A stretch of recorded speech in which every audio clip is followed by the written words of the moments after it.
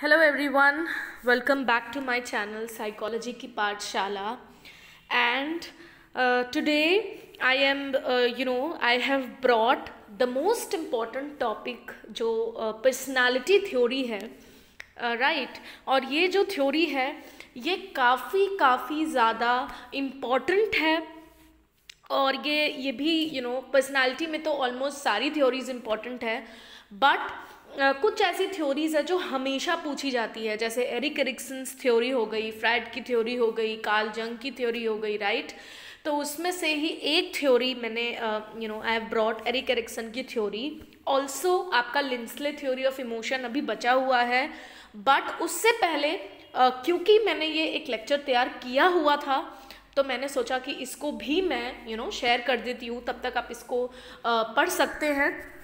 और मैंने देखा है बहुत सारे लोग मेरे चैनल को सब्सक्राइब कर रहे हैं और उनके अंदर एक उम्मीद ज़रूर होती है कि भाई कब नेक्स्ट वीडियो आएगा, कब नेक्स्ट लेक्चर आएगा इम्पॉर्टेंट और हम उसे पढ़ पाएंगे. तो थैंक यू सो मच मेरे चैनल को सब्सक्राइब करने के लिए, उसे पसंद करने के लिए. एंड ऑफ कोर्स आपकी उसमें से हेल्प हो रही होगी, आप तभी मेरे चैनल को सब्सक्राइब कर रहे हैं, राइट?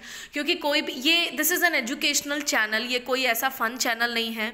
अगर आपको हेल्प हो रही है, अगर आपको समझ आ रहा है मेरा एक्सप्लेनेशन, आप तभी इसको सब्सक्राइब कर रहे हैं, राइट?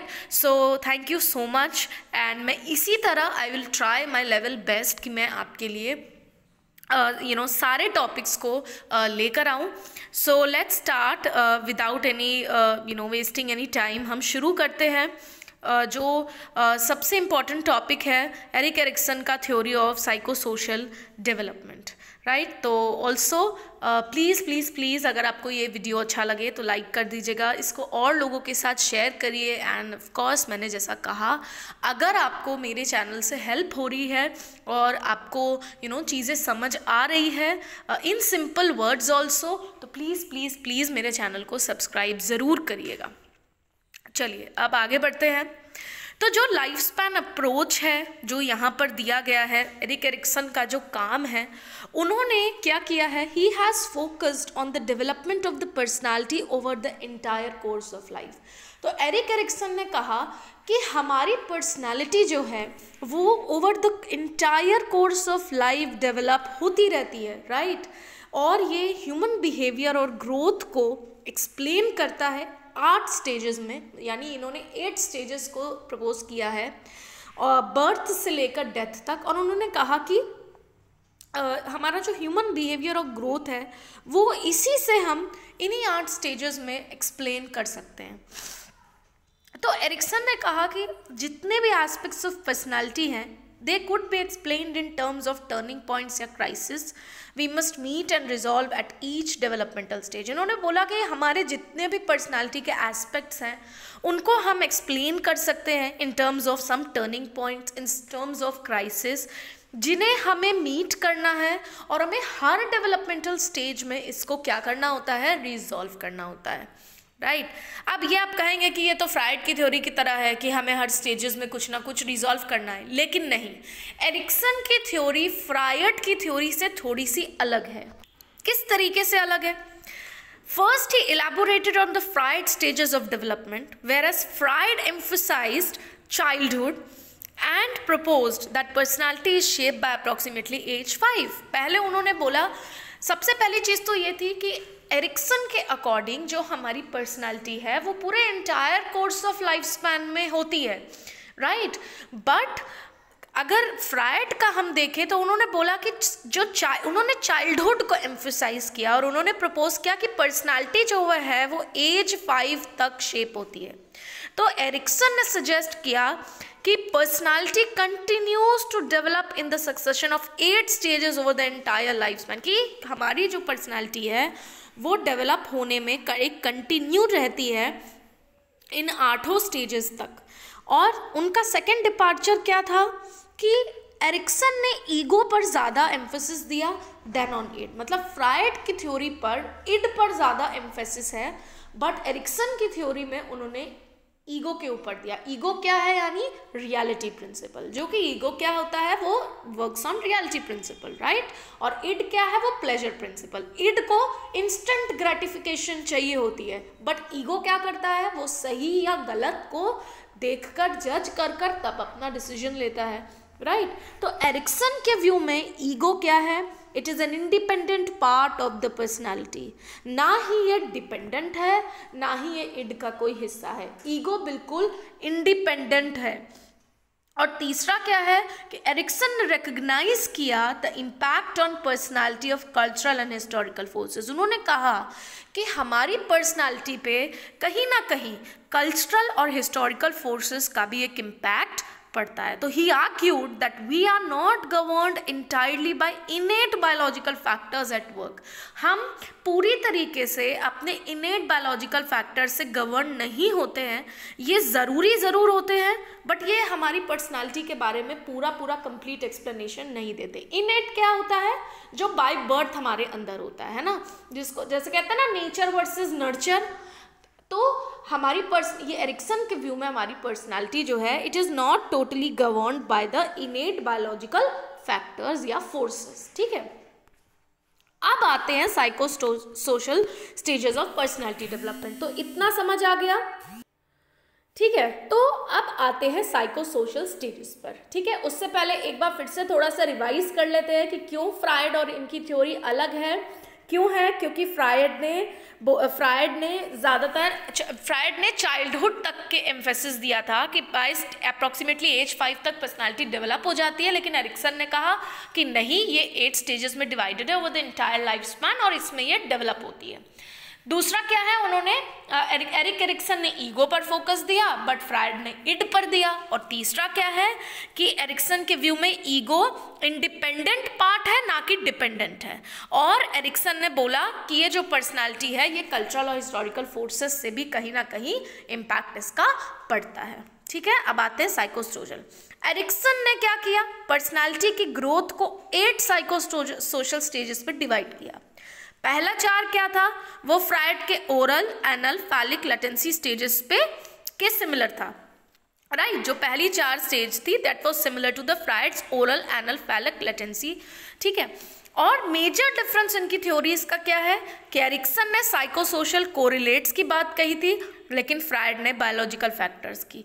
तो फ्रायड ने मोस्टली सिर्फ बायोलॉजिकल पर फोकस किया था, बट एरिक्सन ने साइकोसोशल भी किया। अब साइकोसोशल का मतलब आप समझ गए, क्योंकि इन्होंने पहले भी बोला है कि कल्चरल और एनवायरमेंटल और ये सारे फैक्टर्स भी, हिस्टोरिकल फैक्टर्स भी हमारी पर्सनैलिटी को इम्पैक्ट डालते हैं।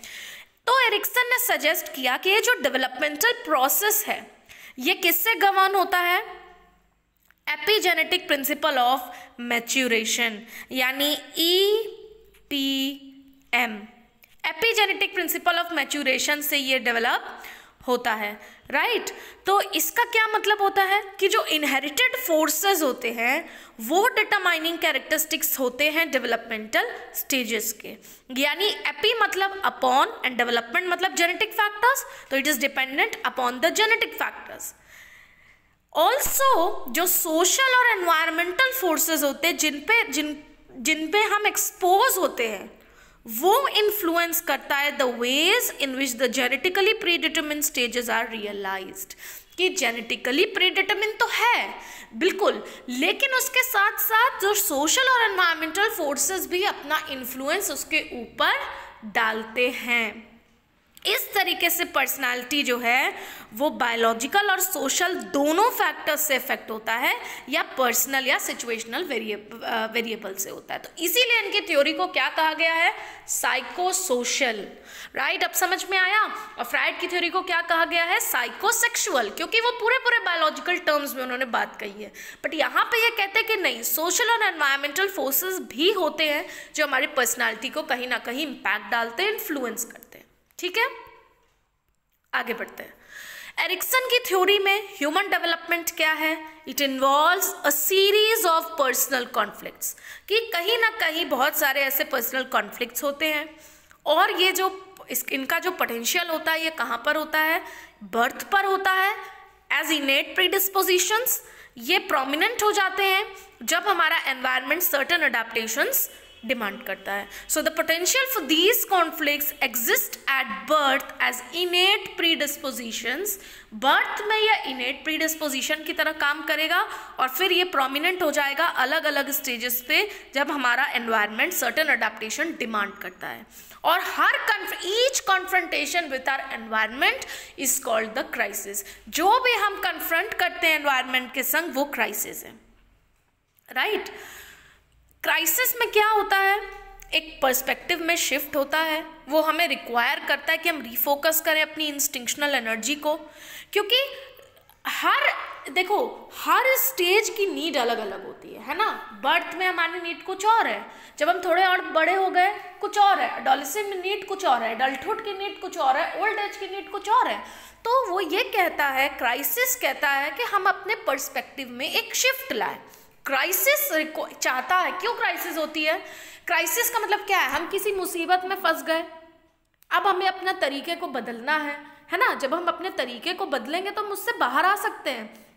तो क्राइसिस क्या है, क्राइसिस का मतलब यही है कि एक शिफ्ट करना अपने पर्सपेक्टिव पर, अपनी इंस्टिंक्शनल एनर्जी को रीफोकस करना, किसके अकॉर्डिंग, हर स्टेज की नीड्स के अकॉर्डिंग। वो चाहता क्या है, वो मांग क्या रहा है। जैसे हम कहते हैं लाइफ में एडजस्टमेंट्स करते हैं, राइट। तो उसी तरह एरिक एरिक्सन का ये थ्योरी था कि इसमें पर्सनल कॉन्फ्लिक्ट्स होते हैं।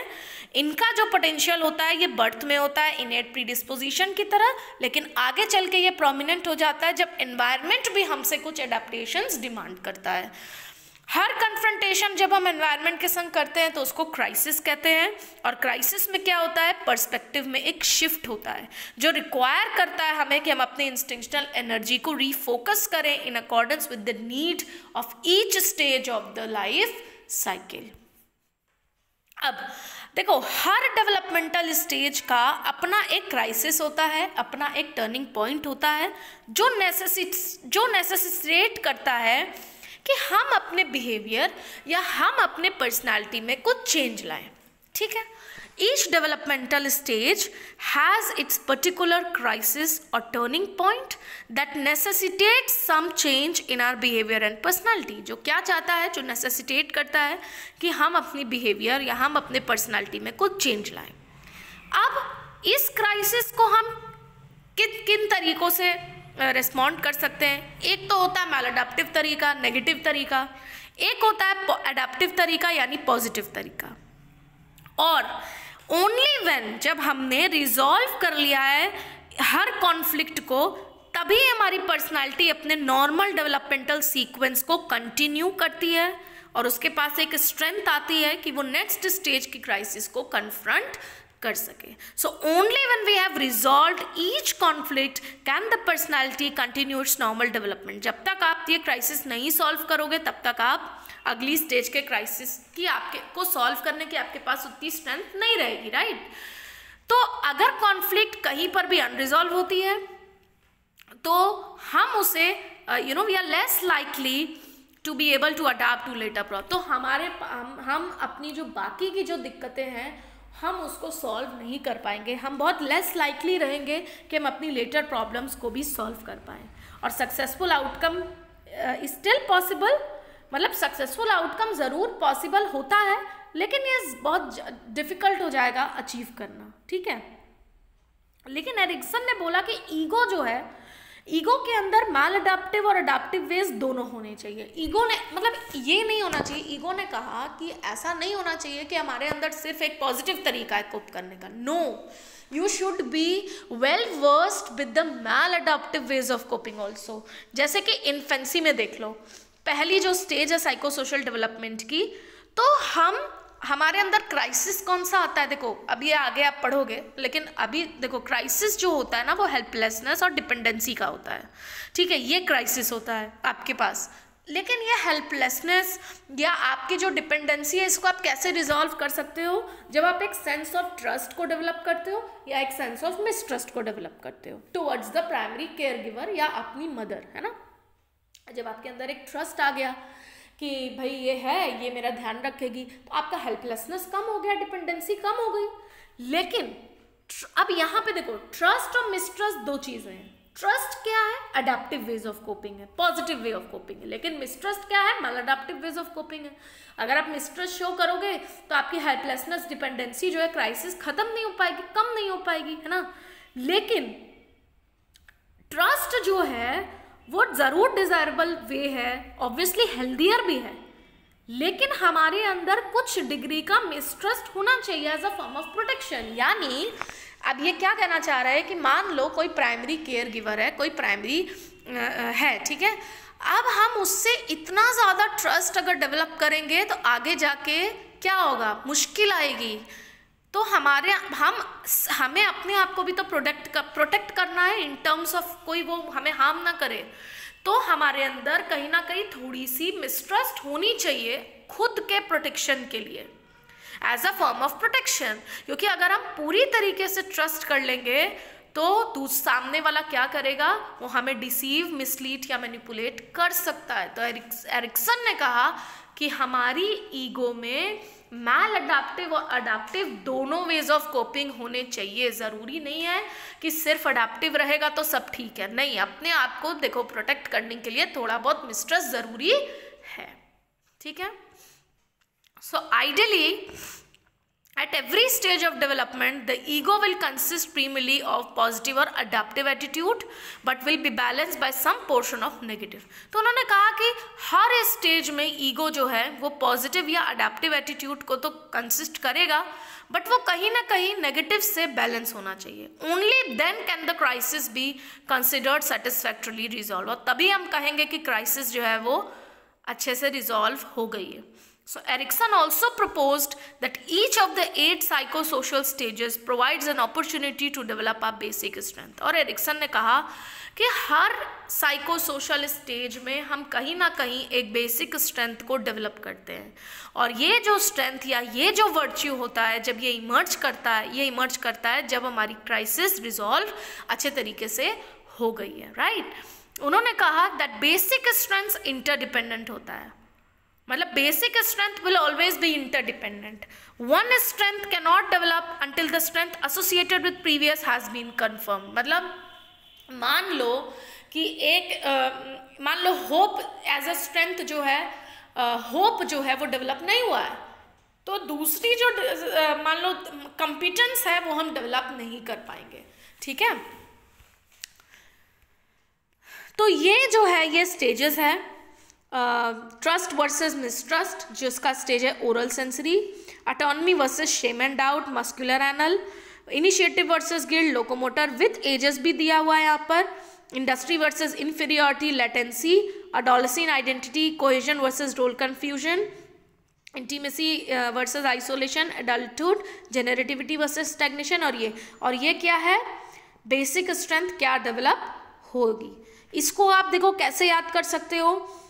देखो ये है टी, ठीक, इसको याद करने का मैं एक आसान आपको तरीका बता रही हूँ जिस तरह से मैंने भी याद किया था।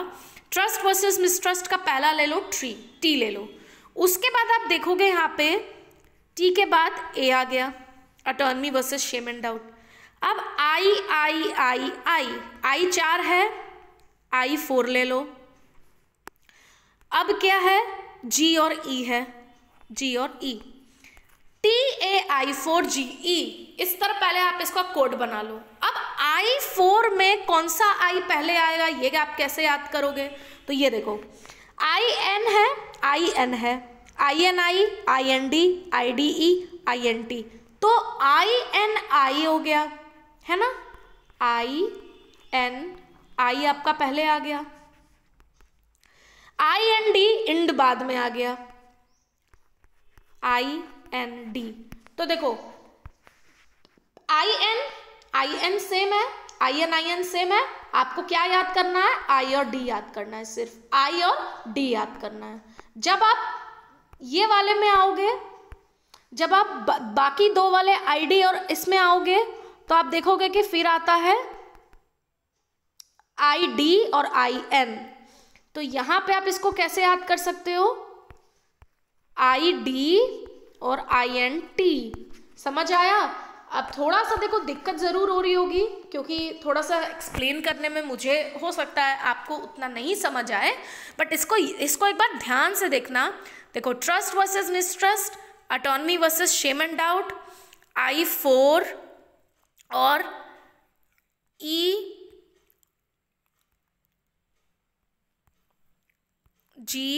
और E, राइट? ये है, ये TAI4GE, इतना याद हो गया। इसमें trust versus mistrust, autonomy versus shame and doubt, generativity versus stagnation, ego versus despair, ये याद हो गया, है ना? अब I4 आपको याद करना। I4 आप कैसे याद करोगे?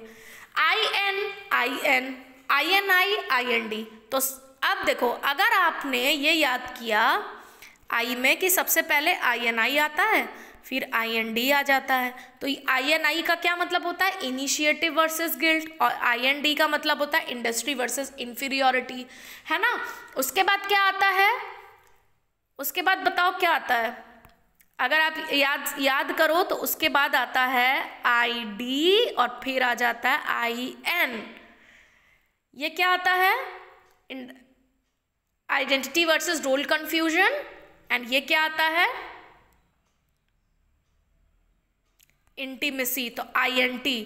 तो अगर आप ये 4 I को याद करना चाहते हो तो इसको आप कैसे याद करोगे? IN, IN, ID, INT, है ना? ये INI से याद कर लो। INI क्या है? इनिशिएटिव वर्सेस गिल्ट है ना? और फिर क्या है? ये क्या है? इंडस्ट्री, IND है, इंडस्ट्री वर्सेस इंफीरियरिटी। फिर क्या है? आइडेंटिटी वर्सेस रोल कंफ्यूजन और इंटीमेसी वर्सेस आइसोलेशन। तो ये आप इस तरह याद कर सकते हो आई वाले पार्ट को, है ना? आई वाले पार्ट को आप इस तरह याद कर सकते हो। और अगर आपको पूरा याद करना है तो trust versus mistrust, autonomy versus shame and doubt, I4, generativity versus stagnation, और ego integrity versus despair. TAI4GE। किसी ने भी आपको पूछा क्या है, आप इसको इस तरह पहले बना लो। आप जब अपने नेट में भी आ जाओगे ना, नेट में जब आप सॉल्व करोगे पेपर और आपको दिक्कत होगी तो आप इस कोड को पहले लिख लेना, TAI4GE। उसके बाद आप I4 का भी डिवीज़न कर लेना। I4 का डिवीज़न भी मैंने आपको एक्सप्लेन कर दिया कि आप कैसे कर सकते हो। फिर से सुन लो, IN, IN, ID, INT। तो IN क्या है?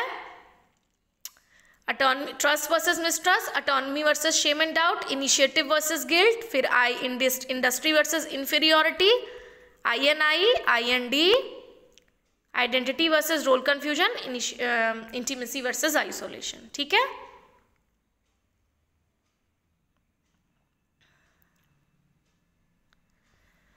ठीक है, तो ये जो पूरा था, ये पहला जो मैंने आपको ये इतना सिखाया, आई थिंक आप इतना पहले इसको थोड़ा सा रिवाइज करो, ताकि मैं आपको जब स्टेजेस बताऊं, सारी स्टेजेस, तो आपको क्लियर हो। उससे पहले, स्टेजेस के पहले आपको याद करना बहुत देखो ज़रूरी है। It is very very important for you to learn certain things. तो अगर आपको कुछ भी दिक्कत है इसमें तो आप बेझिझक मुझसे कमेंट सेक्शन में पूछना, मैं फिर से आपको एक्सप्लेन करूँगी। ऑल्सो मैं कोशिश करूँगी कि इसका एक PPT आपके पास ले आऊँ, मतलब जो मैं लिख के समझा रही हूँ ना, वो मैं आपको थ्रू PPT बता दूँगी नेक्स्ट क्लास में एक बार और। ठीक है? तो बाकी जितने स्टेजेस का एक्सप्लेनेशन है वो पार्ट 2 में मैं लेकर आऊँगी, क्योंकि मैं चाहती हूँ उससे पहले आप इतना जो चीज़ें मैंने आपको अभी बताई है और जो मैंने ये पूरा आपको समझाया है, ये आपको लर्न हो जाए। तो इसको अच्छे से पढ़ के आना। Next lecture will be this part 2। ठीक है?